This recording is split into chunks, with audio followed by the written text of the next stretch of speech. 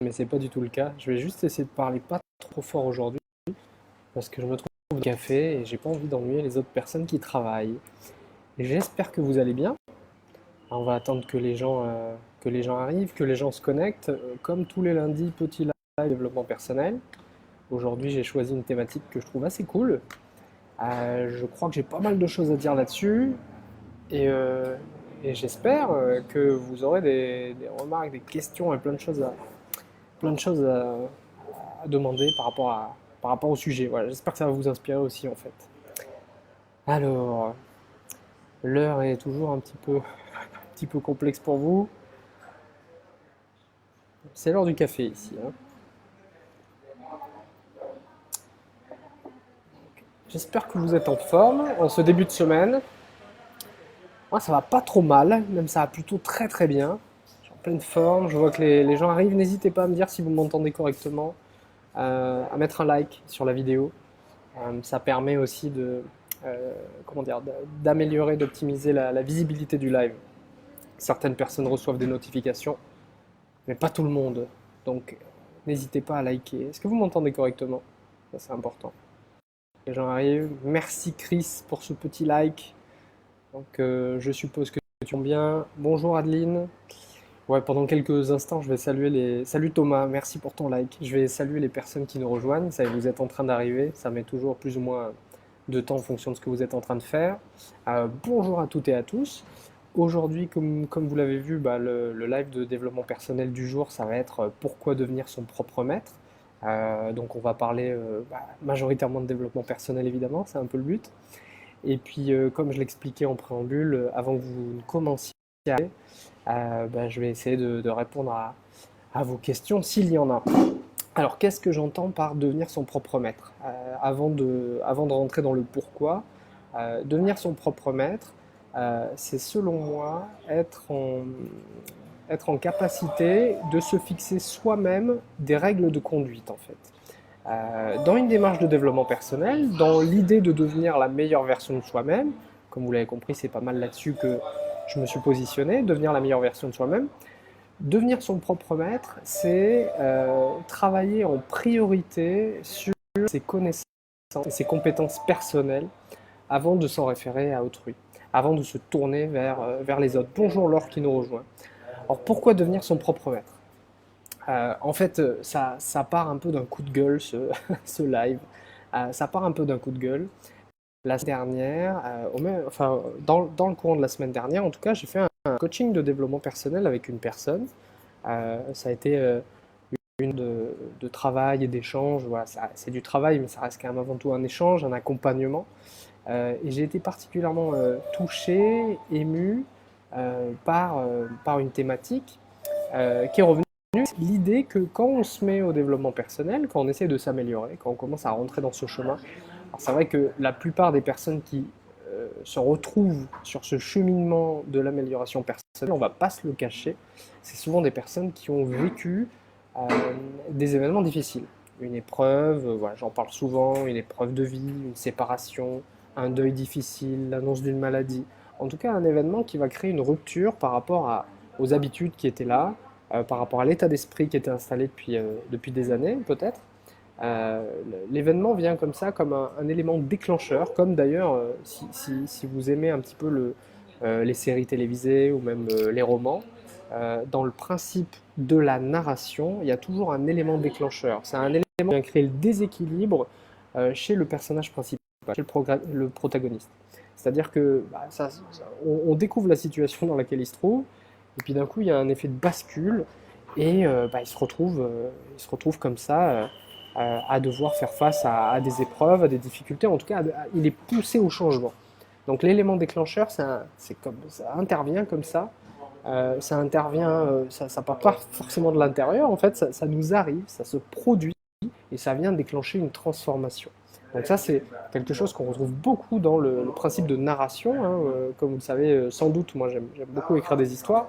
J'ai terminé en début d'année un roman qui est encore en cours de réflexion, de réécriture, d'optimisation. Je peux sortir comme ça.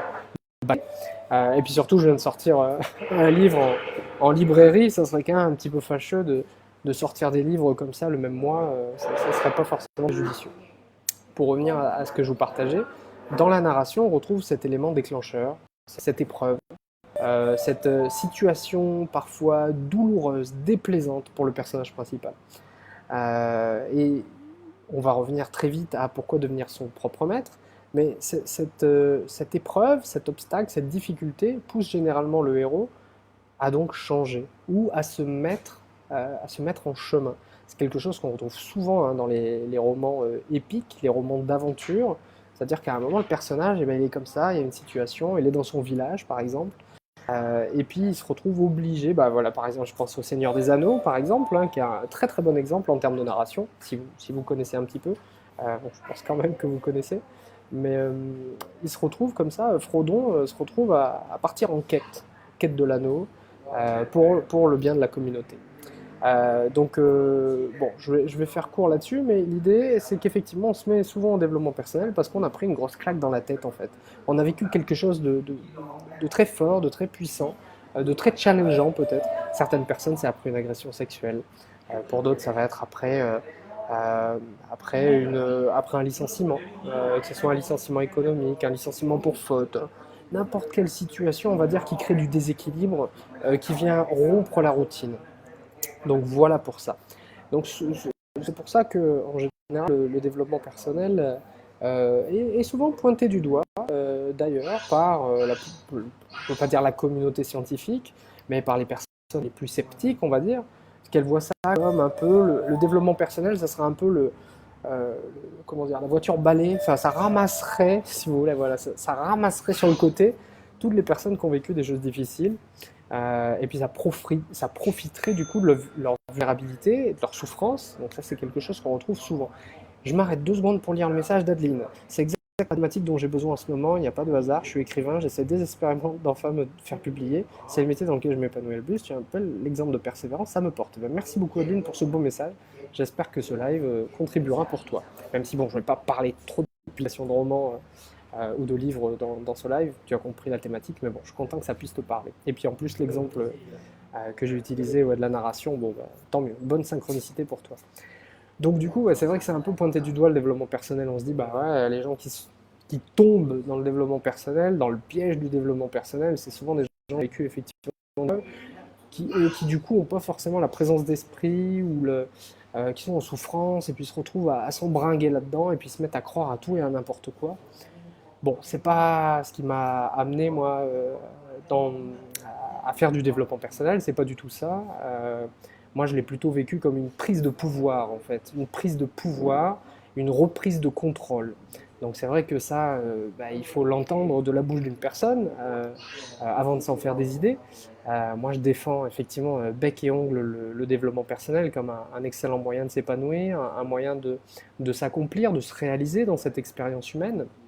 C'est vrai que naturellement, si vous avez suivi un peu mon travail, vous avez vu que j'essaye aussi de partager de manière aussi rationnelle et aussi sceptique que possible bah, le sujet de la spiritualité, puisque moi, en cherchant à m'améliorer, et je considère que c'est cadeau, j'ai réalisé le soi, ou j'ai réalisé en tout cas la dimension spirituelle de l'expérience humaine. Donc c'est quelque chose que j'ai vécu maintenant il y a plusieurs années et qui a profondément changé mon expérience. Donc effectivement, je me suis mis derrière à parler de spiritualité, donc les gens, ça peut laisser largement penser que, bah oui, effectivement, vous voyez, il est rentré dans le développement personnel et maintenant il commence à tenir des propos un petit peu irrationnels sur la vie après la mort ou la survie de la conscience ou des choses comme ça. Bon, moi, c'est des sujets sur lesquels je suis très à l'aise aujourd'hui et sur lesquels je pense avoir pas mal d'arguments rationnels. J'ai la tête sur les épaules et je pense pouvoir expliquer aux plus sceptiques pourquoi justement ils n'en font pas une expérience directe. Voilà, pourquoi ils ne le vivent pas, voilà, cette spiritualité. Pourquoi ça reste juste une idée ou une croyance ou une non-croyance justement. Enfin bref, on ne va pas rentrer dans ce sujet-là aujourd'hui. Mais en tout cas, pour revenir sur pourquoi devenir son propre maître, c'est que je me suis rendu compte qu'effectivement, ce que je pointais du doigt là précédemment, cette notion de se faire un peu ramasser le développement personnel quand on est au plus mal. On parle aussi beaucoup des sectes. Je pense que je reparlerai de ce sujet peut-être plus en détail plus tard, j'en sais rien, parce que c'est un sujet qui m'intéresse beaucoup. Comment ça fonctionne, comment est-ce qu'une organisation peut comme ça prendre le pouvoir sur l'individu. parce que c'est ce dont il est question. Et c'est aussi ce dont il est question aujourd'hui dans ce que je vous propose, c'est devenir son propre maître, c'est justement euh, avoir, avoir suffisamment de contrôle, de maîtrise, de discernement et d'esprit critique pour s'empêcher justement de se faire manipuler, s'empêcher qu'on nous raconte des conneries, qu'on nous vend des conneries. Et ça me semble super important, même si ça peut être un peu pas dissonant, au contraire, mais en tout cas, moi je trouve ça intéressant que ce soit moi qui en parle. Puisque je suis dans le développement personnel, je vends des choses, je vends du coaching, je vends de la formation, je vends des livres, mais devenir son propre maître, je le constate parfois, certaines personnes qui m'envoient des messages sur ma chaîne YouTube ou directement par mail ou par Messenger.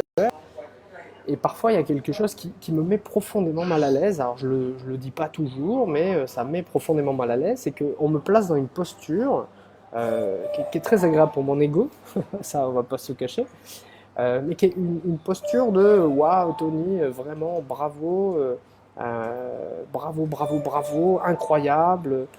Euh, et, euh, et là, en fait, c'est là où ça me gêne. Ou pareil, les gens qui me disent bah, je vois que tu voyages beaucoup et bah, du coup moi ça me permet de vivre ce voyage par procuration parce que j'ai jamais osé le faire ou j'ai pas pu le faire. Ça me met profondément mal à l'aise.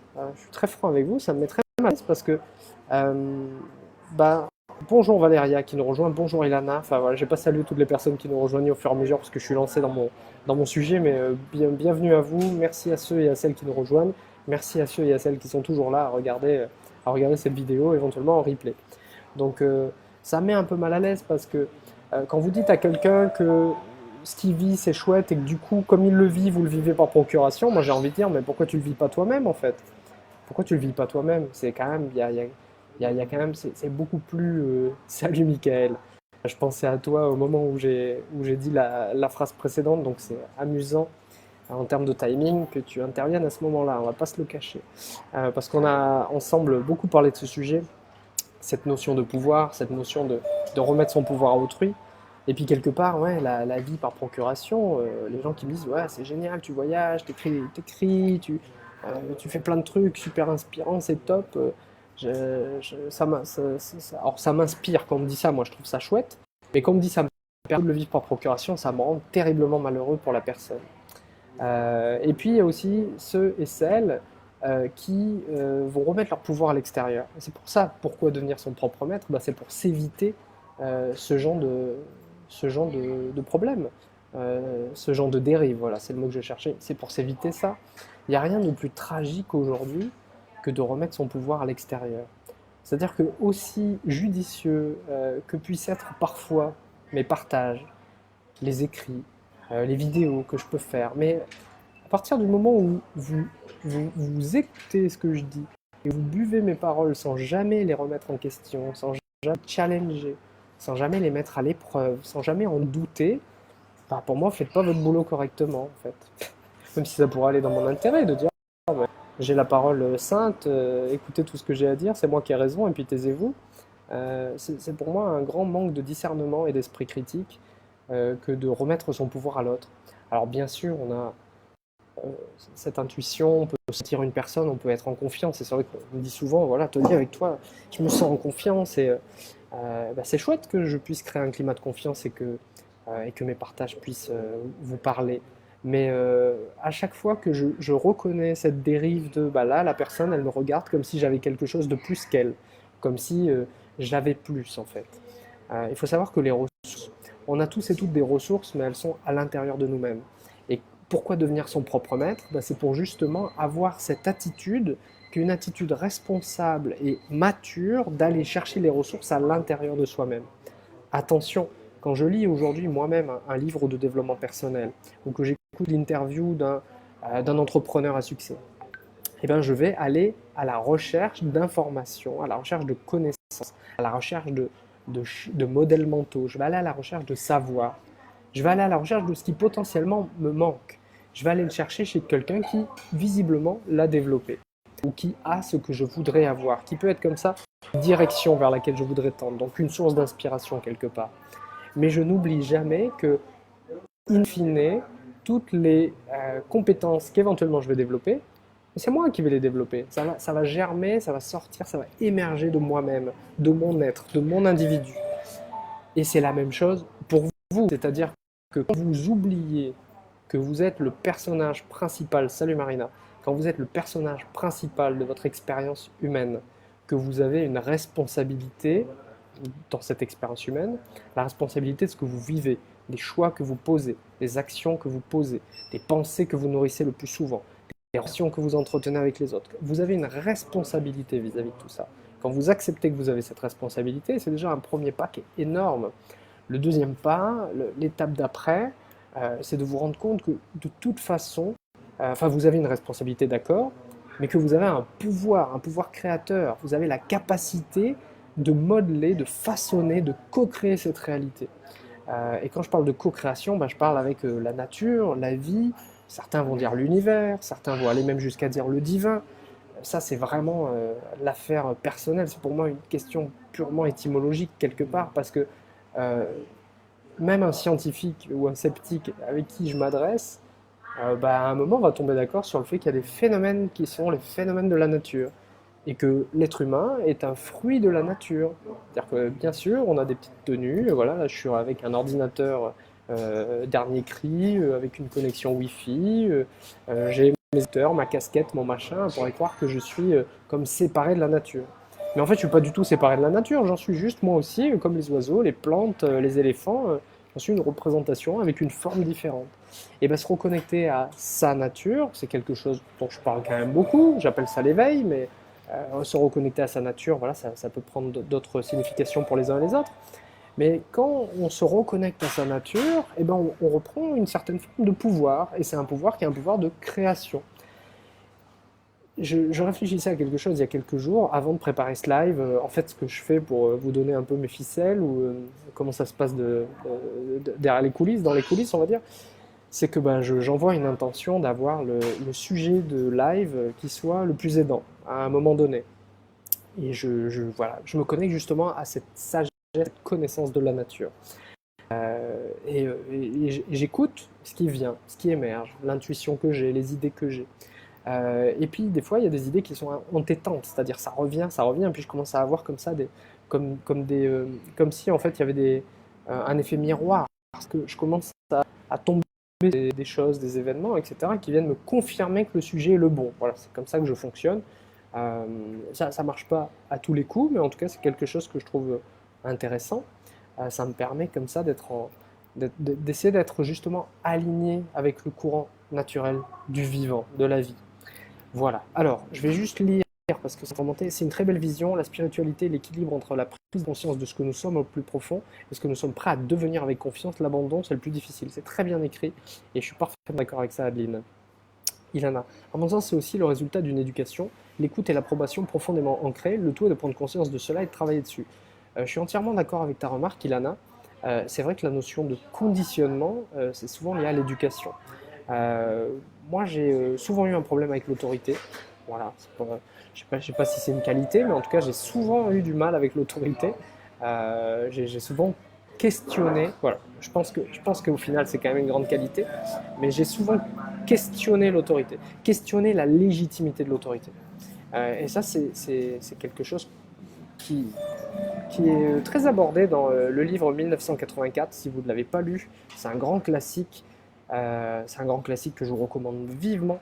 Et pareil, la ferme des animaux du même auteur, vous avez la description de ce qu'est le questionnement de l'autorité, le questionnement de la dictature en place, le questionnement d'un système établi. Ça, c'est des questions profondément philosophiques, hein, je ne vais pas m'embarquer là-dedans voilà, trop, mais c'est des sujets moi, qui me passionnent. Et quand donc Ilana dit bah, voilà, l'approbation profondément ancrée, le problème de l'approbation, c'est que on accepte sans réfléchir. On accepte sans amener sa capacité de discernement, sa capacité de réflexion, à savoir si c'est juste, à savoir si ça nous semble juste. Aujourd'hui, le système du monde moderne dans lequel on se trouve, il y a certaines règles, enfin voilà, on va dire qu'il y a des grandes tendances qui se dessinent. Il y a des grandes tendances, c'est pas le cas partout, heureusement, il y a des contre-exemples, mais les grandes tendances, c'est quand même une grande tendance à la consommation.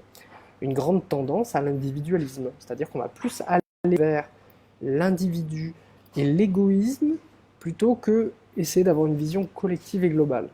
Euh, ça me semble, moi, aujourd'hui, problématique, parce que si on ne réfléchit que pour l'individu ou selon l'individu, bah, on en oublie quelque chose d'évident, c'est que on finance qui est collective en fait. C'est en fait pour moi oublier ce qui est, oublier la justesse de ce qui est. C'est passer à côté de ce qui est. Donc, là, en parlant d'éducation, je vais juste finir sur la réflexion d'Ilana. C'est aussi pour ça que j'ai un grand problème. Moi, j'ai un grand problème avec l'autorité. Bon, en tout cas, je la questionne. Je l'ai souvent questionnée. Moi, j'ai déjà attaqué, je crois que j'en ai déjà parlé, mais j'ai déjà attaqué au prud'homme 2 employeurs respectifs. Pour moi, alors c'est sûr, ça donne un côté un peu procédurier et tout. Voilà, le mec, il attaque en justice et tout. Mais parce que une autorité, selon moi, un maître, voilà, pour revenir sur cette thématique, le leader, le maître, la personne d'influence, elle doit être légitime. Et il y a 2 manières d'être légitime. Il y a par la force. La force, c'est on impose. Donc ça, c'est le principe de la dictature. C'est le principe de l'autorité comme ça, de force. On impose dans la force et la violence, la répression. Ça, c'est des systèmes qui fonctionnent beaucoup, hein, sans vouloir faire de parallèles politiques ou sociétaux. Ça, c'est comme ça que ça marche, voilà. Et puis, on est leader par l'exemple. On est leader par ce qu'on fait, enfin ce qu'on dit, enfin, ce qu'on pense, ce qu'on dit et ce qu'on fait. Et on devient vraiment leader et on prend une place forte et ancrée de leader et on obtient le respect plus grand nombre parce que entre ce qu'on pense, ce qu'on dit et ce qu'on fait, il y a une congruence, une harmonie, il y a un alignement, il y a de la justesse, il n'y a pas de décalage. Si par exemple je vous dis, bah, moi à un moment j'ai été profondément touché par le sort des animaux, alors que les grandes directions prises par la société, bah, c'est quand même de faire de l'élevage industriel massif, de produire beaucoup, parce qu'on est de plus en plus d'individus. Donc le sort des animaux est un peu quand même mis de côté. On cherche à gagner beaucoup d'argent et à nourrir le plus grand nombre. Donc bah, si je vous dis, voilà, et encore une fois, j'ai déjà le sujet, mais c'est vraiment que très personnel, hein, je ne sais pas d'imposer une idée, mais bah, moi, à un moment, ça m'a gêné. Et c'est-à-dire que pour être gêné, il faut être capable d'observer ce qu'on ressent. Il faut être capable d'être à l'écoute de ce qu'on ressent. Et ça, c'est super important. Et on est beaucoup coupé par la manière dont ça fonctionne ici. Beaucoup coupé justement de nos ressentis, nos émotions, ce qui nous semble juste. Et en même temps, même si on peut en être coupé, on peut aussi ne pas du tout ressentir. Je vois qu'il y a beaucoup de gens qui viennent d'arriver. Je vais les descendre et lire au fur et à mesure. J'arrive. Je suis lancé, hein, mais on peut aussi ne pas du tout être préoccupé par certains sujets et c'est ok. C'est-à-dire que s'il y a 10 années en arrière, on m'avait amené certaines problématiques, et puis c'est d'ailleurs le cas aujourd'hui, on m'amène une problématique, je ne vais pas y avoir réfléchi, mais je ne vais pas avoir d'idée du coup. Je ne vais pas avoir, voilà, je vais pas avoir d'idée, de jugement ou de tendance, de position à prendre vis-à-vis d'un sujet si j'y ai pas réfléchi. Devenir son propre maître, c'est se forcer, et je viens de se forcer, parce que c'est pas le plus facile en fait, se forcer à réfléchir. Se forcer à réfléchir par soi-même. Se forcer à se forger un esprit critique. Et à faire en sorte que cet esprit critique fonctionne de manière rationnelle, parce que c'est la priorité d'abord, qui fonctionne de manière logique, qui fonctionne de manière rationnelle, et qui permette de savoir quelles sont vos valeurs, quels sont vos principes. Moi, je suis très attiré par tout ça maintenant. La notion d'avoir un code d'éthique. Comme j'ai un code de chevalier, j'ai un certain nombre de principes sur lesquels je ne déroge pas. Ce sont mes principes, c'est mon code de conduite. Et quand je me tiens à mon code de conduite, plus je me tiens à mon code de conduite et plus je sens que ben, je m'affirme dans cette conduite. Ça forge ma personnalité. Ne vous laissez pas manipuler, ne vous laissez pas faire, ne gobez pas tout ce qu'on vous raconte. Et c'est très très valable quand justement on va vous parler de spiritualité. Parce que si vous vous mettez à travailler sur vous en développement personnel, à un moment donné, l'éveil, l'ouverture à la spiritualité, à la conscience, etc., c'est des choses qui peuvent se produire, parfois accidentellement, parfois parce que vous cherchez, vous sentez qu'il y a un appel à la recherche, et puis boum, vous trouvez quelque chose. Bah, restez sceptique en fait, restez méfiant, restez en alerte, restez aux commandes, en position de contrôle. ne remettez pas votre pouvoir à l'extérieur. C'est super important. Moi, je trouve ça tragique quand on m'écrit. euh, bon, ça arrive rarement, mais de temps en temps, c'est un peu cette énergie, quoi. Et puis, on le voit avec le phénomène des sectes.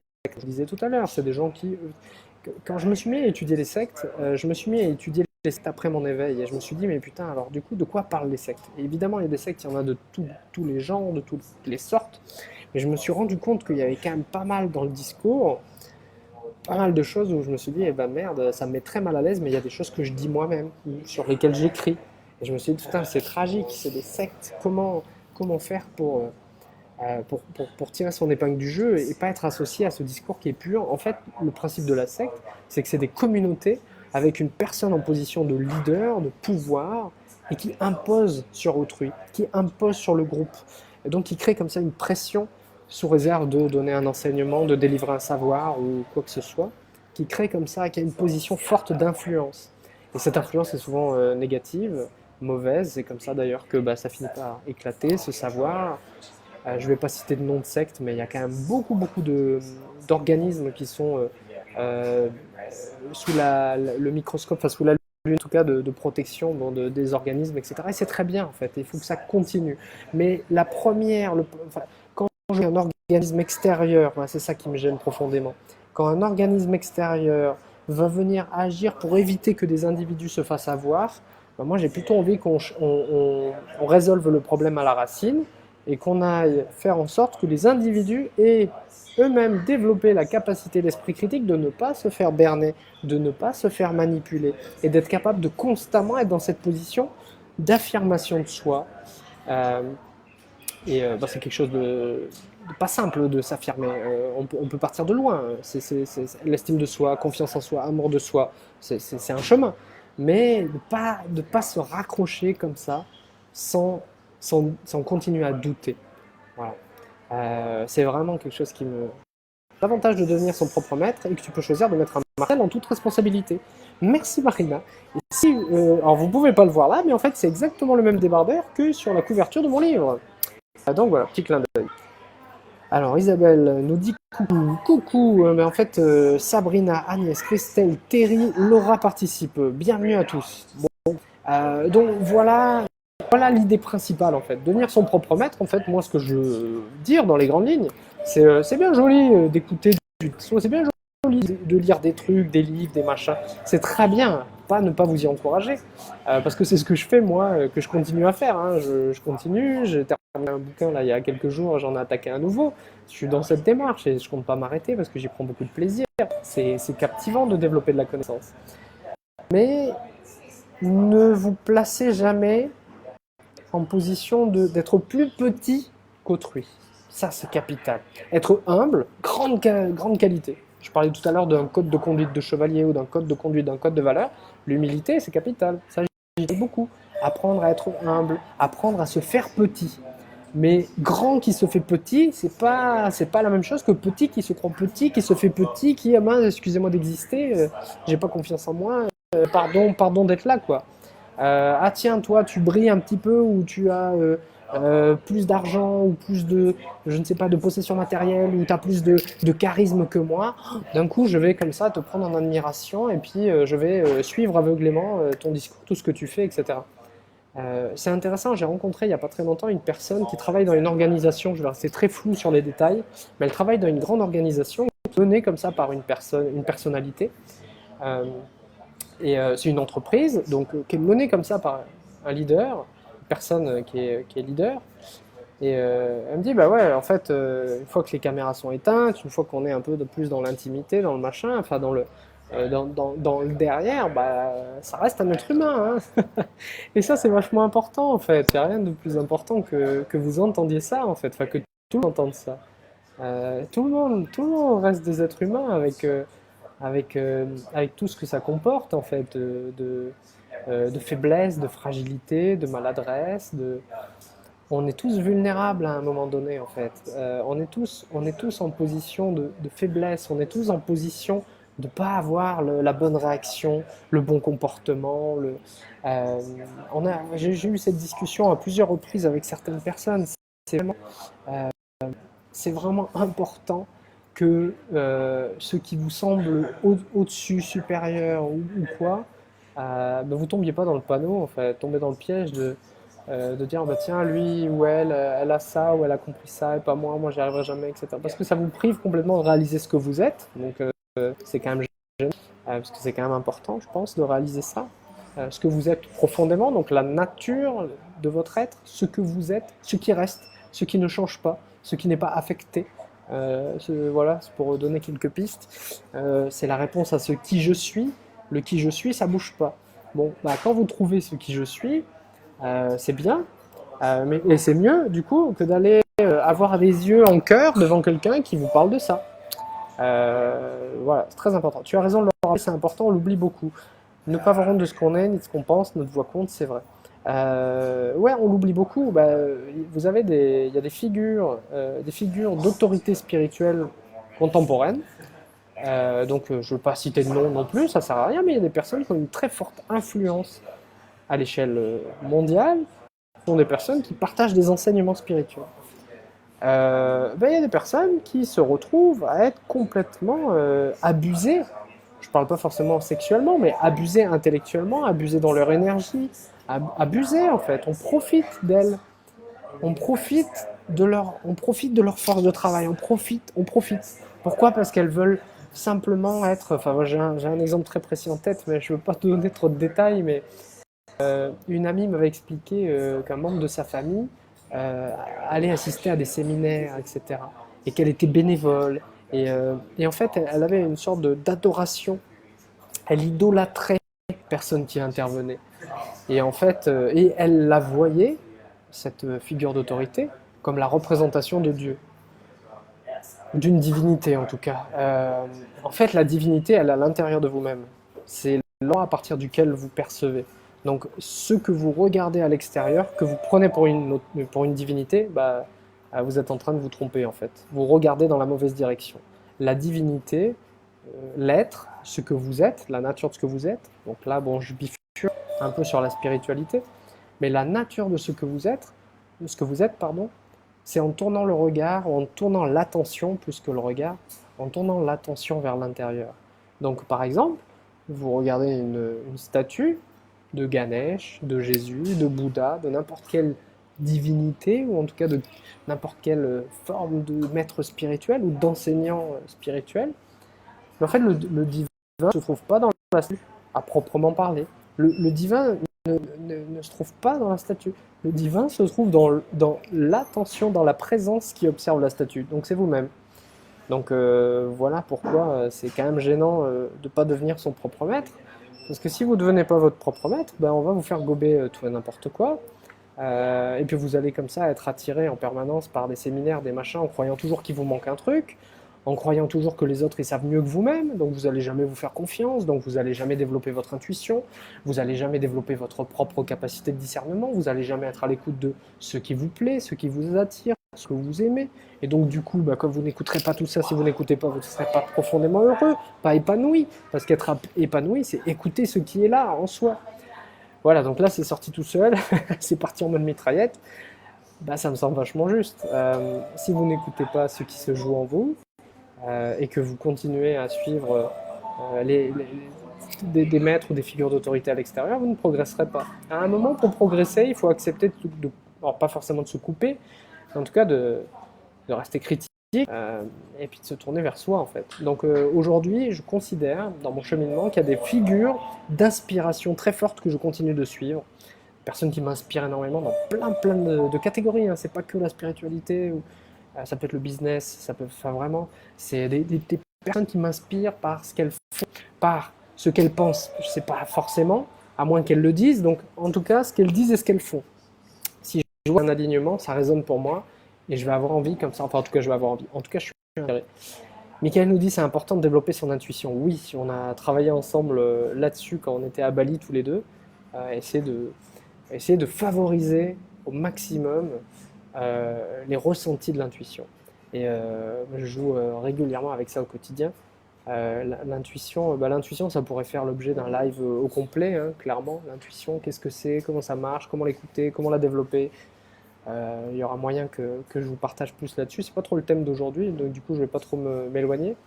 Mais comment devenir son propre maître, c'est capital. C'est important que vous gardiez votre rôle de capitaine de votre vie, de personnage principal en fait. C'est très bien d'être inspiré. C'est très bien de, c'est très bien en fait. Ça c'est super, c'est un signe d'ouverture indéniable.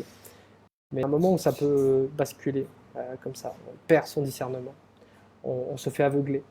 Moi, il y a plein de fois où je vivais des situations. Je vais vous partager ça. Je pense que ça peut aider. Et puis moi, j'aime bien l'idée de ne pas me créer un personnage en fait. C'est-à-dire que quand je vois que je pourrais avoir tendance à me créer un personnage de Monsieur Parfait, machin, le mec il est un peu beau gosse, il fait du sport, il est en train de tendre vers une certaine réussite professionnelle dans son domaine, ben, je m'arrête et je me dis ouais non, ça serait quand même pas mal que je mette une vidéo de moi qui me prend deux tartines enfin deux coups de poing de boxe en pleine tête et qu'on voit que j'ai pas réussi à les contrer. Pas envie de faire croire que je suis un super-héros en fait. J'aime bien jouer avec ce côté devenir la meilleure version de soi-même, se dépasser, vous inspirer. Et en même temps, des fois, je me dis, oh papa, calme-toi, parce que en fait, tu vas créer l'illusion chez les autres que tu as un truc qu'ils n'ont pas. Alors que je me souviens très bien que quand moi j'ai commencé à mon cheminement de développement personnel et puis spirituel, je me sentais tout petit et très très con, très petit, vraiment très petit, et moins que les autres. Euh, Quand je regardais Instagram, du Facebook, du YouTube, et je me disais putain, eux ils ont du succès, mais moi je sais pas ce qu'il faut, j'y arriverai pas. Euh, donc c'est important ouais, de partager cette vulnérabilité, en tout cas cette authenticité, c'est important.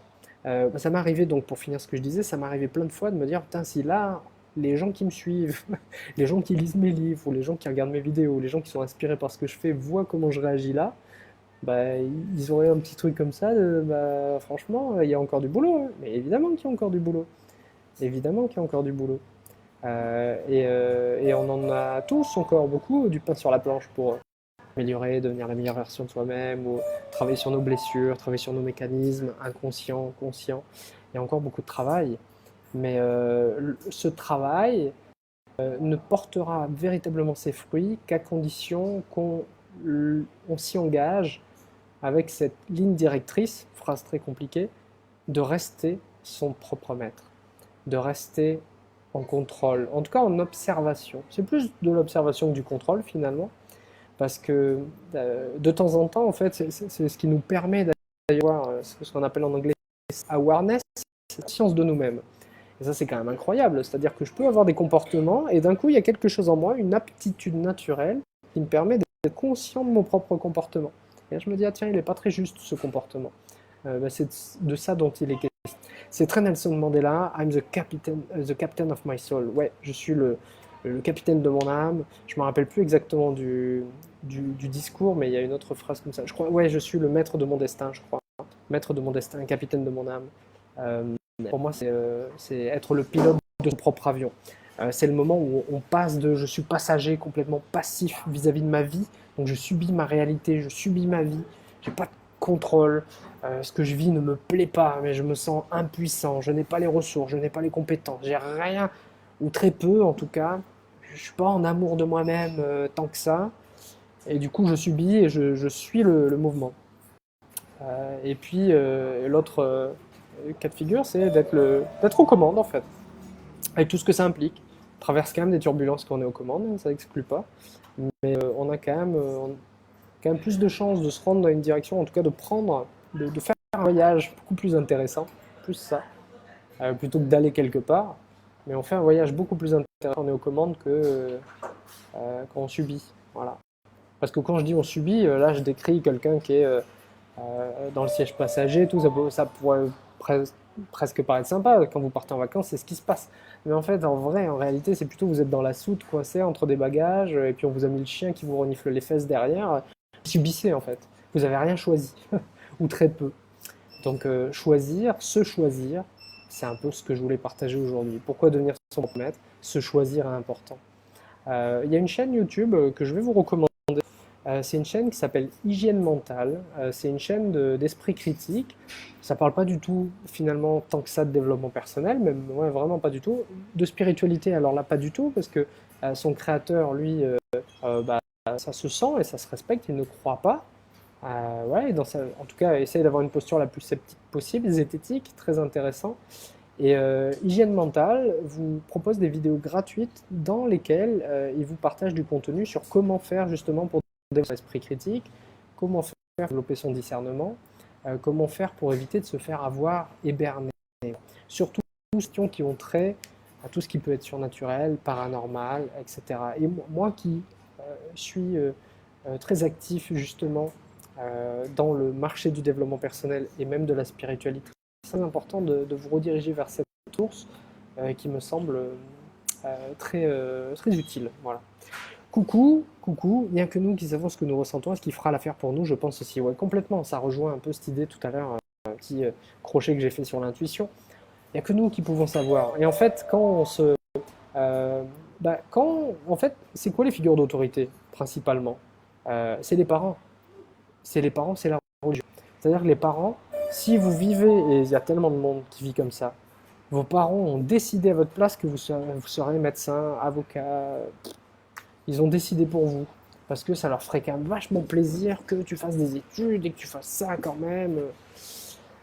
Ouais, mais oui, en fait, c'est sûr. Donc les parents, c'est un peu le premier obstacle, même si on peut récupérer. Enfin, la parentalité, c'est pas que un obstacle, en fait. C'est une vision manichéenne et binaire qui est pas la mienne. C'est-à-dire que le rôle de parent, tel que je le conçois, c'est de la transmission de savoir, de connaissances et d'amour. Voilà, c'est pas que je te transmets des techniques, je te transmets des astuces, je te transmets des trucs à savoir sur la vie.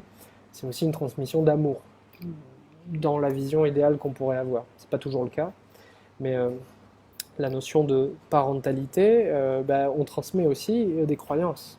Et donc c'est là où on touche un peu au fond du problème, c'est-à-dire que dans cette transmission de croyances, il y a pas mal de croyances qui ne sont pas forcément aidantes, qui sont des croyances limitantes, et on va se retrouver comme ça à croire à des choses qui ne sont pas forcément vraies, mais qu'on va jamais remettre en cause, qu'on va jamais re-challenger, parce que c'est papa et maman qui l'ont dit, alors du coup papa et maman ils ont forcément raison.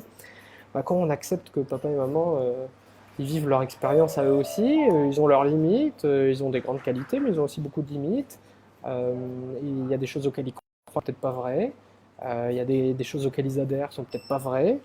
À un moment, on arrive comme ça à s'en détacher, ou en tout cas, je sais pas si vous avez déjà ressenti ça, c'est-à-dire qu'il y a quelque chose que vos parents pouvaient dire, répéter, et puis du coup, vous y croyiez, et puis au final, vous êtes rendu compte par votre observation personnelle collective du monde, ou par la discussion avec personne, ça c'est un grand moyen de s'enrichir intellectuellement, qu'en fait c'était faux.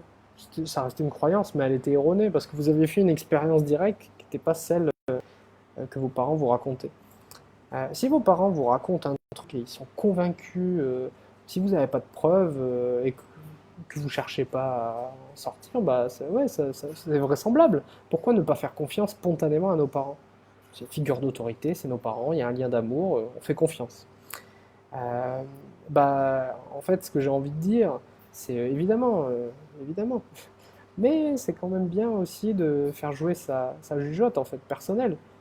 C'est tout. C'est surtout ça. Et il en va de même pour les religions. Ce qui me gêne profondément avec le modèle religieux, en les incluant toutes, c'est que les religions vous apprennent euh, à quoi croire en fait. Elles vous enseignent ce qui est vrai. Et ça pose un vrai problème parce que moi je crois plus à l'enseignement par l'expérience. Développer des croyances par l'expérience directe. Je crois plus à ça. C'est un modèle qui est à mon sens beaucoup plus fonctionnel, qui est beaucoup plus pratique. C'est-à-dire que pour développer une croyance, avant de développer la croyance, avant de choisir si la croyance elle est vraie ou elle est erronée, je vais la mettre à l'épreuve. C'est ce que je fais désormais. Je n'ai pas fait ça au début, mais aujourd'hui je fais ça. C'est-à-dire que quand on me balance un truc, ouais, machin, tel... Ok, j'ai entendu. Avant d'y croire, ok, peut-être, c'est peut-être vrai. Mais avant d'y croire, je vais quand même mettre à l'épreuve. Je vais challenger. Je vais poser des questions, je vais y réfléchir. je vais essayer de confronter. Je vais essayer d'avoir l'attitude la plus ouverte possible, mais en même temps une attitude quand même qui va me pousser vraiment au raisonnement. Je ne sais pas ce que vous en pensez. Est-ce que c'est quelque chose qui vous parle?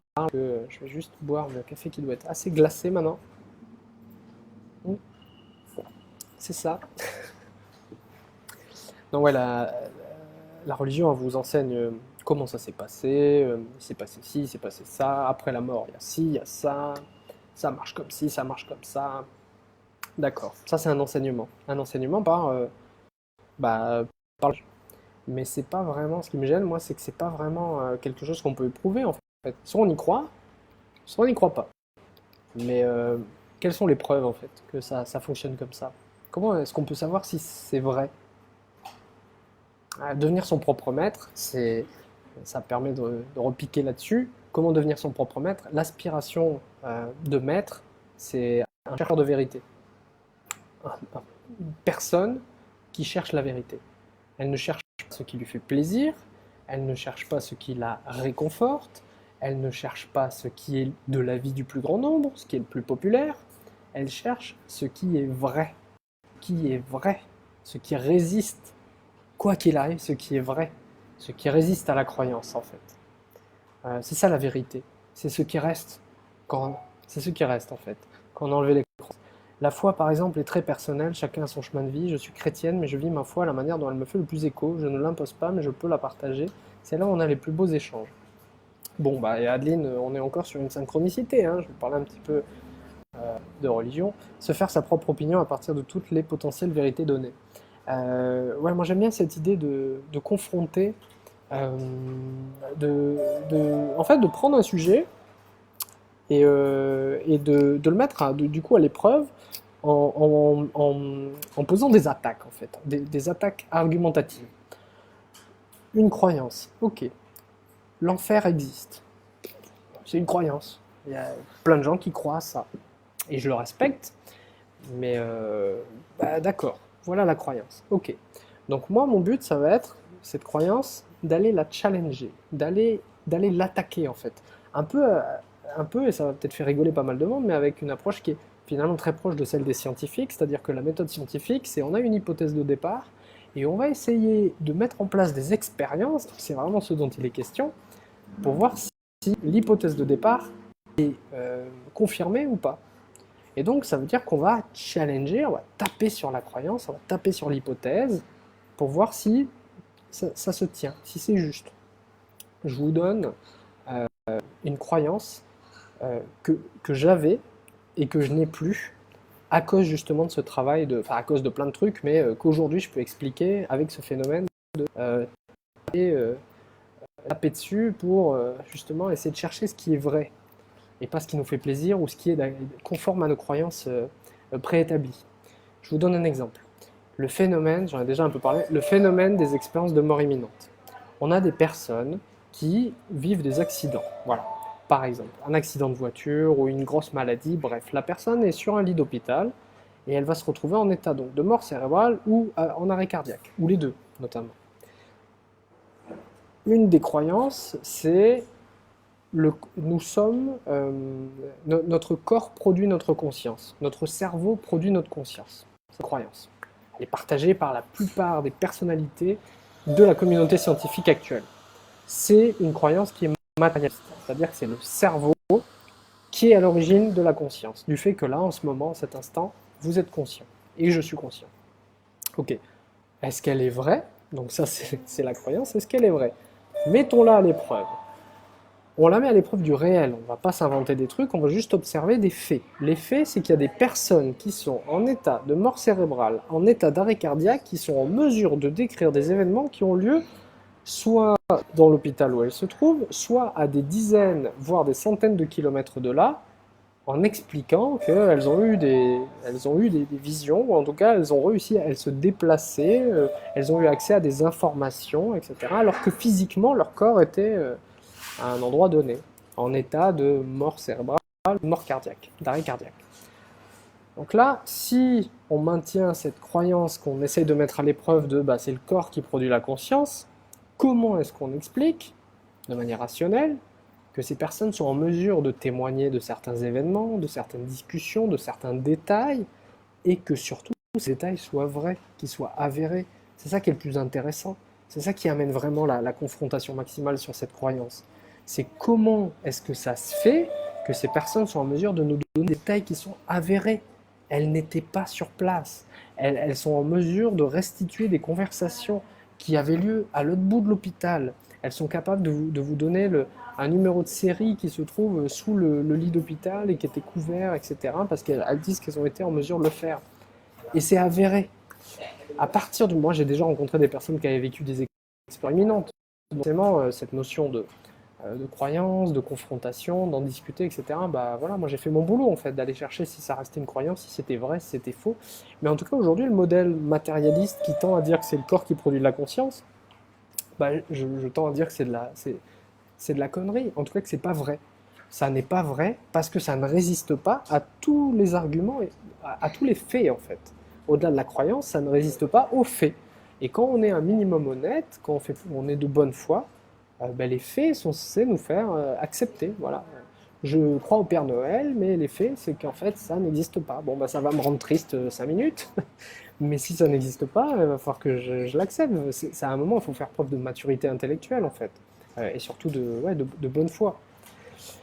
Besoin de voir pour croire, je comprends. Oui, je partage complètement que c'est l'expérience qui forge chacun sa vérité pour soi. Exactement. Faire sa propre. Ouais, ça, j'avais déjà lu. De Sonia, Adeline et Maxence, du coup. Euh, c'est vrai que, pour revenir sur cette notion de devenir son propre maître, c'est un travail c'est un travail intellectuel qui peut sembler un peu coûteux de se poser ces questions-là. Ça peut sembler un peu fatigant parce qu'on a des semaines de boulot, parce qu'il y a une priorité, enfin il y a une priorité, parce qu'il y a des problématiques matérielles à régler en fait. Il faut payer son loyer ou son crédit immobilier, on a les enfants à aller chercher à l'école, on doit préparer à bouffer, enfin, ouais, voilà, toutes ces problématiques matérielles qu'on a tous et toutes, plus ou moins, à plus ou moins grande échelle. Mais c'est sûr que ça nous prend du temps, ça nous prend de l'énergie, ça nous prend de la charge mentale. Et à mon sens, c'est quand même important de garder quand même, d'essayer de garder autant que possible, le plus souvent possible, le plus régulièrement possible, cette soif de vérité, cette soif de maîtrise. Mais quand je parle de maîtrise, c'est bah, essayer voilà, de devenir ce maître, en fait, devenir ce maître, de tendre vers cette notion de maître en soi, cette plus grande partie de nous-mêmes, essayer de nous y diriger. La plus grande version de moi-même, c'est pas quelqu'un qui gobe tout et n'importe quoi sans réfléchir. C'est une personne qui a une grande capacité de discernement. C'est comme ça que je visualise la plus grande version de moi-même, la meilleure version de moi-même. Euh, donc voilà pour le partage d'aujourd'hui. Je vais juste vous laisser quelques instants pour voir si vous êtes tenté de me faire un petit commentaire pour voir s'il y a quelque chose à ajouter sur vos remarques qui sont toujours, je vous remercie, très intéressantes. On va essayer de rester sur... Alors, est-ce que vous avez quelque chose à me dire? euh, Ouais, devenir son propre, ça m'inspire beaucoup. Pour la notion, alors peut-être croire et simplement accepter de ne pas tout savoir, la réalité est ce à quoi nous choisissons de donner de l'importance parce que ça a une véritable résonance en nous. Toujours rester dans la bienveillance, c'est le plus important, on a tous foi en quelque chose. À titre personnel, la notion de foi, je peux considérer que j'ai la foi. La spiritualité fait complètement partie de ma vie depuis 5 ans maintenant. Et donc la notion de foi, oui, j'ai la foi. Mais j'aime pas ce mot, pour être honnête, parce que justement, dans ma lecture personnelle, dans mon utilisation habituelle de la linguistique, c'est rattaché, foi, c'est rattaché à religion. Donc je suis pas très à l'aise d'utiliser ce terme. Personnellement, je vais plus utiliser le terme de confiance, la foi, et je vais tout de suite le diriger vers confiance en soi, confiance en la vie. C'est ça pour moi la foi. C'est très personnel, hein, c'est ma vision. Donc j'estime que j'ai confiance en moi, voilà, j'ai pris confiance en moi, je pourrais avoir encore plus confiance en moi, mais aujourd'hui j'ai quand même bien confiance en moi, et j'ai surtout bien confiance en la vie. Et comme j'ai confiance en la vie, bah, ça me donne confiance en moi aussi, parce que si vous voyez une espèce de dynamique comme ça, voilà, c'est un écosystème. Enfin, l'un entretient l'autre, en fait. Voilà, c'est ça que je veux dire. Le fait d'avoir confiance en la vie me donne confiance en moi, et le fait d'avoir confiance en moi me donne confiance en la vie. Et voilà, c'est comme ça une énergie de vase communicant qui est très intéressante. On a tous foi en quelque chose, oui, c'est-à-dire qu'un sceptique, il a foi en la démarche scientifique, il a foi en la science, il a foi dans les calculs, il a foi. Donc oui, il a foi, mais si on lui dit tu as foi, il va dire oui, bon, on va plutôt, enfin, il va pas trop aimer, bah, il va peut-être avoir la même réaction que moi, c'est-à-dire que le mot foi, c'est un peu, voilà, on va pas forcément adhérer à ça, mais en fait, pour moi, la religion, c'est un modèle mental préétabli. J'en ai déjà parlé dans le premier live. C'est-à-dire que un modèle préétabli, la religion. Donc que ce soit la religion catholique ou d'autres religions, c'est un modèle qui est préétabli. C'est-à-dire que c'est un modèle où d'un coup on accepte tout un tas de critères, de croyances. Les personnes catholiques vont par exemple placer Jésus comme étant le Fils de Dieu. Bon, bah, c'est une croyance en fait. Donc, et puis ils vont placer surtout une grande importance dans justement l'histoire de cette personnalité qui était Jésus, qui visiblement aurait existé vraiment. Je me suis un peu intéressé justement à la partie est-ce que le Jésus historique, est-ce qu'il y a vraiment eu un Jésus historique, est-ce qu'il y a vraiment eu quelqu'un qui aurait existé, qui aurait foulé la planète à une période donnée. Euh, Aujourd'hui, je considère que ce qui est le plus important, c'est d'être. Quand vous portez des lunettes, le plus important, c'est de savoir que vous les portez. C'est tout. Et ça, c'est capital. C'est-à-dire que quand vous êtes dans une religion, si vous êtes personne religieuse aujourd'hui, parce que c'est vrai que dans mon discours, ça ne donne pas envie de m'écouter parce que j'ai tout de suite un truc un peu, pas forcément malveillant, mais un truc un peu violent peut-être vis-à-vis des religions, et ça donne pas envie d'écouter ce que j'ai à dire. Mais si vous êtes aujourd'hui religieux, l'invitation que je pourrais vous tendre, puisque à un moment donné dans ma propre histoire personnelle, j'ai été baptisé, donc j'ai un peu cru à la religion catholique, parce que mes parents étaient un petit peu catholiques à un moment, et puis ils l'ont plus été tout. Euh, c'est reconnaître que quand on adhère à une religion, on adhère à un modèle mental préétabli. Et donc, on a des lunettes, c'est-à-dire qu'on va regarder l'expérience de la réalité que l'on fait à travers ces lunettes, c'est tout. Et c'est juste reconnaître qu'un chaman d'Amazonie, il ne va pas regarder la réalité à travers les mêmes lunettes. Donc à partir du moment où on est capable comme ça mentalement de comprendre donc, les modèles mentaux, comprendre qu'on a tous des modèles mentaux qui sont différents, et que ces modèles mentaux viennent souvent de l'endroit où on est né. Le chaman d'Amazonie, c'est assez peu probable qu'ils se mettent à vénérer Ganesh ou qu'ils se mettent à brûler de l'encens et faire des offrandes comme le font les balinés, par exemple, enfin, dans le cadre de l'hindouisme ou les Indiens. C'est assez peu probable, c'est assez peu probable, c'est pas ce qu'on m'en propose en fait, mais est-ce que ce qui est vrai, c'est ce que propose l'environnement? Si quelqu'un naît en France, ok, il est catholique, il est musulman, il est juif, mais si la personne était née en Amazonie, si elle était née en Mongolie, si elle était née ailleurs, en fait, est-ce que la réalité serait la même? C'est ça qui est intéressant, c'est être capable de reconnaître qu'on observe toujours la réalité à travers un filtrage, un système de filtrage, et qu'aujourd'hui la religion catholique ou toutes les autres, c'est un modèle de filtrage de la réalité. L'invitation que j'ai moi dans mon travail, c'est reconnaître qu'on observe la réalité à travers un modèle préétabli, donc d'être en capacité, comme ça, d'observer le modèle et de le mettre à l'épreuve en fait. Ok, vous croyez à ça. Vous croyez à ça, très bien. Est-ce que le modèle mental résiste à toutes les expériences directes de la réalité? Voilà. Ça, c'est la grande question. J'adore ça. C'est ce qui fait la richesse d'un être humain, sa capacité à se forger sa croyance en fonction de son vécu. Qu'est-ce qui résiste à la croyance? Qu'est-ce qui est là, croyance ou qui n'est pas croyance? Qu'est-ce qui est en mesure d'observer la croyance? Bon, là, je vous en parle un peu, mais le soi, la croyance, c'est selon moi la présence qui est capable d'observer la croyance. C'est-à-dire que derrière chaque croyance, il y a une présence qui est parfaitement inaltérée par la croyance. C'est-à-dire que là, d'un coup, que je me mette à croire au monstre au monstre de spaghettis volants, ça existe vraiment, les monstres de spaghettis volants, mais bref, ou que je n'y crois pas, la présence qui me traverse est toujours la même en fait. Entre le moment où j'ai cru et le moment où j'ai pas cru, ça n'a pas bougé. Et d'ailleurs, à titre personnel, quand j'étais un petit peu voilà, attiré très jeune, hein, puis j'ai très vite eu un mouvement comme ça de recul parce que justement mon expérience me montrait que c'était dissonant. Il y avait pour moi une très grosse dissonance entre le discours religieux et l'application. Donc c'est ce que je disais tout à l'heure avec cette notion de leader. C'est très bien, c'est très bien de dire des choses, d'enseigner des choses, de partager des choses, mais si la personne qui partage derrière, c'est pas, il n'y a pas, y a pas d'harmonie, il n'y a pas de congruence entre ce qui est dit et ce qui est fait, bah, moi ça me pose un vrai problème en fait.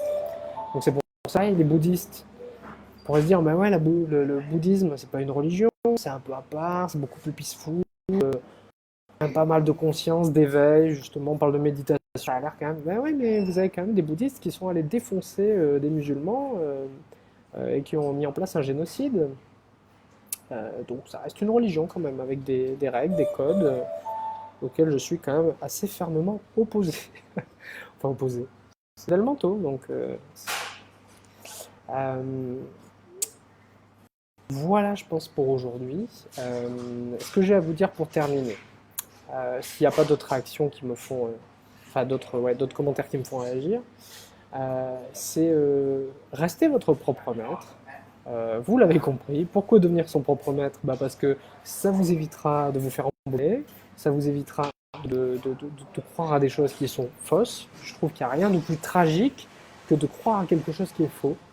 En tout cas, ça fait très mal de croire à quelque chose qui est faux. C'est une désillusion. Donc, le but, c'est pas de se faire du mal, c'est pas forcément de se faire du bien non plus. Le but, c'est d'être son propre maître et de découvrir ce qui est vrai, de découvrir ce qui résiste à toutes les expériences. Si je crois à quelque chose, mais que je fais une première expérience, ok, la croyance est confirmée, mais que je refais une expérience et là, la croyance est infirmée, ben, il y a un problème, il y a un problème quelque part. Et le problème vient souvent de la croyance. L'expérience, elle s'en fiche de vos croyances, en fait. C'est ça qui est très important. C'est-à-dire que vous croyez en quelque chose qui vous fait du bien ou qui vous rassure, très bien, mais l'expérience, elle s'en fiche en fait. La réalité s'en fiche de vos croyances. La réalité, elle est, c'est tout. Elle vous propose quelque chose. Donc c'est souvent d'ailleurs pour ça que la plupart des personnes qui vivent des chocs émotionnels très forts ou des épreuves de vie se mettent à changer brutalement tout un tas de trucs dans leur vie et se mettent à s'ouvrir à la spiritualité, et je ne parle pas de religion, se mettent à s'ouvrir à la spiritualité, à l'éveil, à tout ça, c'est parce que généralement elles ont fait des expériences directes qui étaient tellement fortes qu'elles ne pouvaient plus maintenir en place leur ancien système cassé. En fait. Ce qui m'est arrivé, c'est-à-dire que tout mon ancien système de croyances daté, de sceptique, d'anti-croyant, j'ai envie de dire, a été littéralement brisé par des expériences directes. Donc quand vous faites des expériences directes, bah, c'est là, c'est vécu, on n'est plus dans la croyance, on est dans l'expérience directe. Donc ça change tout.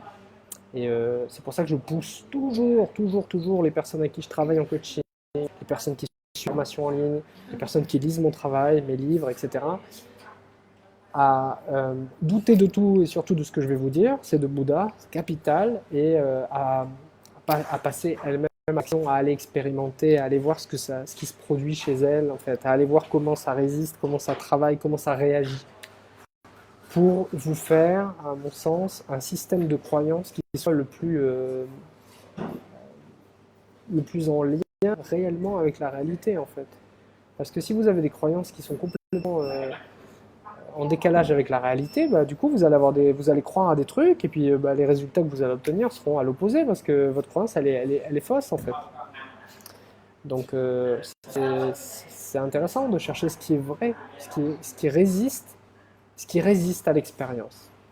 Bon, on a pas mal bifurqué. Merci à celles et ceux qui nous ont rejoints. Pour ceux qui veulent aller plus loin avec moi dans mon travail, je vais vous mettre l'adresse de mon site internet. Il y a plusieurs onglets. Il y a notamment l'onglet des livres, si vous voulez regarder ce que j'écris. Il y a l'onglet des formations. Je propose des formations en ligne. Vous avez l'onglet du coaching où je vous propose un accompagnement, c'est-à-dire qu'on s'appelle de cette manière, sauf que c'est en individuel. Et on travaille comme ça sur une seule session ou en intensif sur 2 mois ou 3 mois. Sentez-vous libre si ça vous inspire, si ça vous intéresse, d'aller voir ce site internet, d'aller regarder ce que je propose. Et puis en attendant, moi j'ai eu beaucoup de joie, beaucoup de plaisir à vous partager sur cette thématique aujourd'hui. Je sens que là, ça y est, je suis un peu claqué, ça fait un peu plus d'1 heure.